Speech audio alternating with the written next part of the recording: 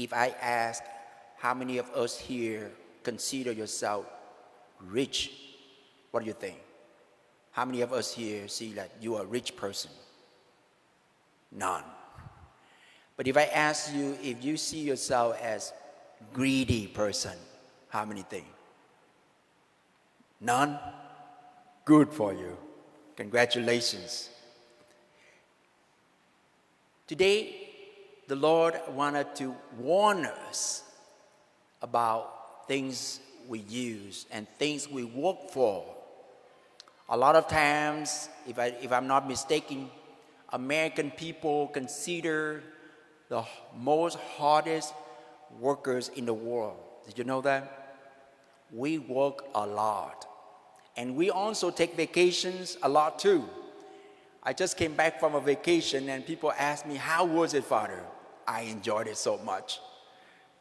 We went to Grand Canyon and enjoyed the beauty there. Rested a lot. Just left the Baton Rouge for a while and see what's different out there. Today, the Lord asks us to get that break. Break from being so greedy. If we're not careful, that greed will eat us up. Now, some of us maybe say, I'm not greedy, Father. There are two different types of greediness. One is like workaholic. If we keep working and working, producing even money, we consider greedy. If we are consumer, we buying more stuff, get more for me, it's greedy. So either two extremes, we are greedy people. Vanity of vanities. All things are vanities. What good is this if you gain everything, the whole world, and you lose your own soul? It's not worth it. Today, my brothers and sisters, we need to reprioritize of what is really good for our life. Family, friendship, our relationship with God, with one another, with ourselves. How am I doing? Do I have time to rest? Do I have time for my family? Do I have time for God? Talking about greedy and the stories today, as you know that a person won a mega lottery yesterday from Illinois, $1.2 something billion. Can you imagine that you have $1 billion? What would you do? Maybe you would say the same thing here. Same thing here. But most of us, we're not that rich. But today, if we're not careful, we are rich in many different ways. And we want more. If you and I keep saying that I don't have enough time, I don't have enough sleep, I don't have enough this, and I don't have enough that, we might become greedy right now. But today, I also wanted to invite you to shift from vanity, something we call materialism, something we call consumerism, something we call like workaholic, and all the materialism into, I call grace, called blessings. Everything is grace from God. Amen to that? Think about it. The person next to you right now comes from God. It's the grace from God. Even the money we make every week, every month, it's the grace from God. The problem here is we worship, we call artificial wealth, which is money, cash, and credit cards. We worship the golden calf that we don't know. And we use artificial wealth to buy the natural wealth, which is home, house, food, clothes. All the food, the clothes, and the house are good for us. But sometimes we shift that and we worship the artificial wealth, which is all the materials, and we cannot stop. If we worry too much at night, you couldn't sleep at night, maybe there is addiction right there that we worry. If we have nothing to worry, we become worry. Can you believe that? If we have nothing to worry, we still worry. I need something to do. I need something to take. Young people today, if we don't have a technology or cell phone in our pocket, we worry. What's happening if somebody call me? The grace from God is something from God, not from me. If we greedy, we try to pull everything into me. It's my house. It's mine. It's mine. But if you and I consider everything is grace, everything is from God. Because we have good health, we be able to work. Because we have a good time and space in here, we'll be able to absorb education and information. Because we have a good voice like Mary there, that she could sing beautifully.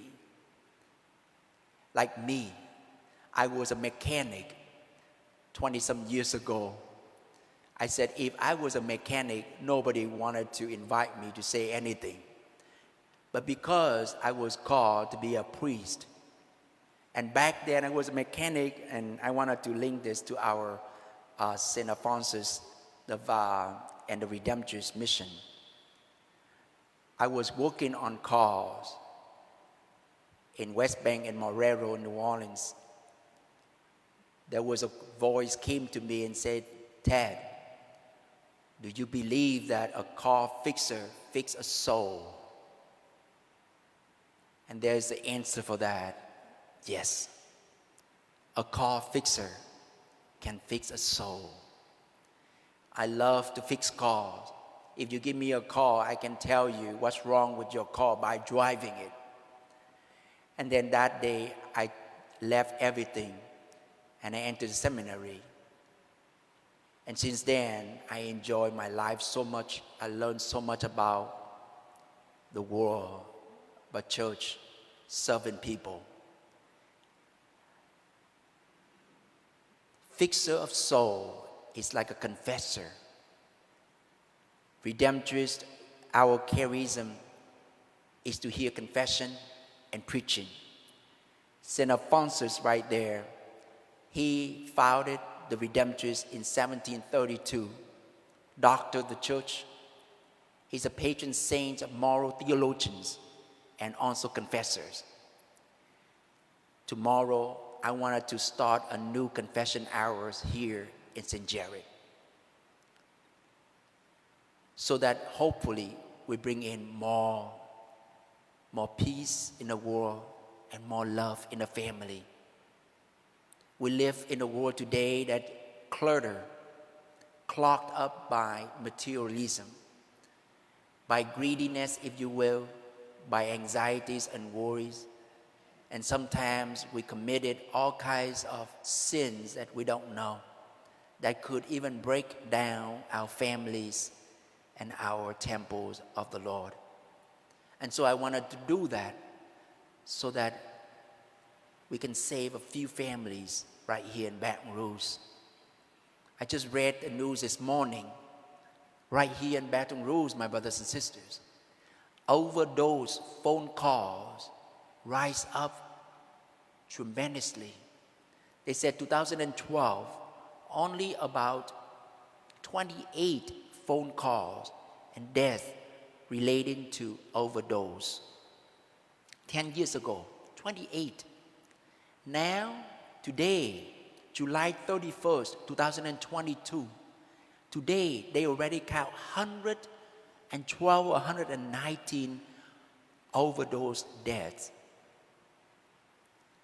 If you wait until the end of this year, it could go up to 300, 400 overdose. Drug addiction. Any addiction considered greed. It doesn't matter. Money, emotion, sex, authority, workaholic, everything. If we intensively, excessively do and use, we become greedy.